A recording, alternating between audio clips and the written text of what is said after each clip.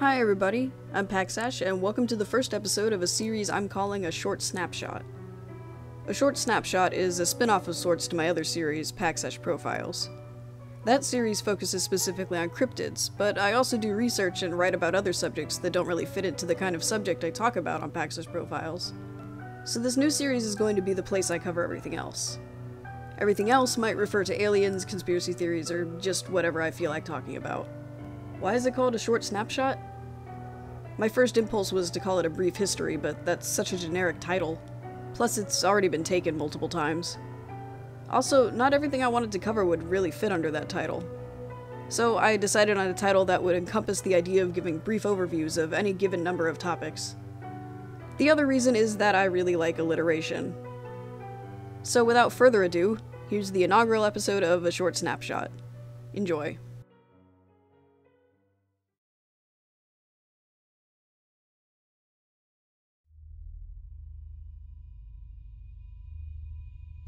In Dulce, New Mexico, there's allegedly a secret underground alien base. Claims of this base first arose in 1979, when Albuquerque businessman Paul Benowitz became convinced he was intercepting electronic communications from aliens. By the 1980s, he believed he had discovered Dulce Base.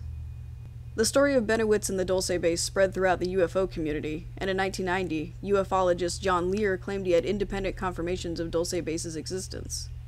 Michael Barkin, a political scientist, has said that because underground missile installations from the Cold War are in the area, some small plausibility is given to these rumors, and has only fueled the legend of Dulce Base. The biggest reveal about the so-called Dulce Base came in 1995, when Phil Schneider, an explosives engineer who worked for the United States government and had had a high security clearance, claimed he had been involved in a firefight within the Dulce Base, which eventually became known as the Battle of Dulce.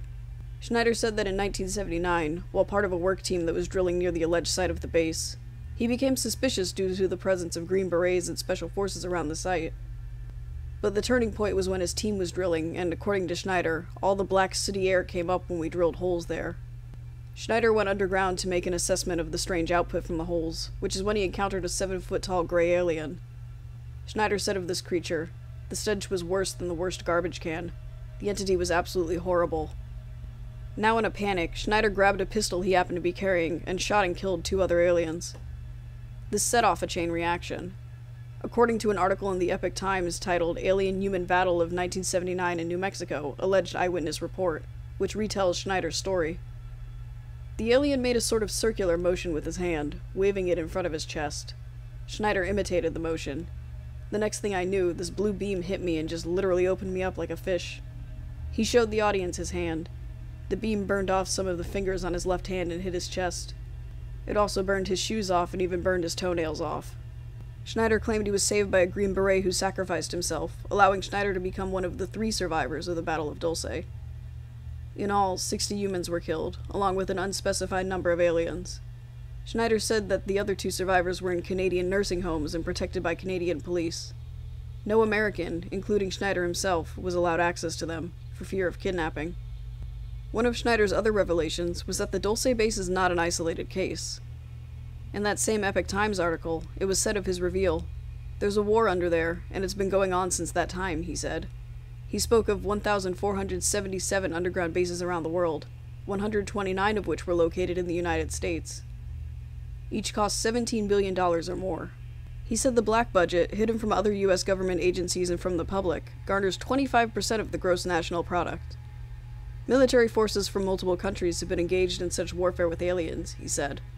Schneider was an advocate who called for government transparency regarding their knowledge of alien life, up until his death in January 1996.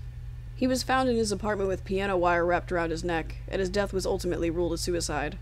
However, Schneider had previously claimed multiple attempts had been made on his life in an effort to silence him, and some people claimed his death had the markings of an execution, as well as that it appeared he was tortured before his death. This has fueled speculation that he was actually murdered, and Schneider's supporters believe that he was indeed silenced for speaking out about his experiences. The rumors of Dulce Base have survived well into the modern day. For example, the History Channel's series Unsealed Alien Files frequently references the Battle of Dulce, and plays clips of Phil Schneider in many episodes. An article from Before It's News claimed that it is the largest reptilian and gray base in America, and that the experiments that go on there include atomic manipulation, cloning, studies of the human aura, advanced mind control applications, animal-human crossbreeding, visual and audio human chip implantation, abduction, and feeding off of humans. There's even footage floating around online that has allegedly been smuggled out of Dulce Base, which supposedly shows where humans and aliens work together on horrific biogenetic experiments, and alleges that it shows the infamous cryotanks. It's my personal belief that if this footage was real, it wouldn't be so easily accessible on YouTube, but everyone is entitled to their own beliefs, I guess. Michael Barkin says that the stories about how aliens experiment on abductees and engage in firefights with the military are well outside even the most far-fetched reports of secret underground bases, even if the Cold War missile installations do seem to lend credibility to stories of things like the Dulce Base. So what's the truth of the matter? I don't know, and I don't think anyone on the outside looking in will know for sure.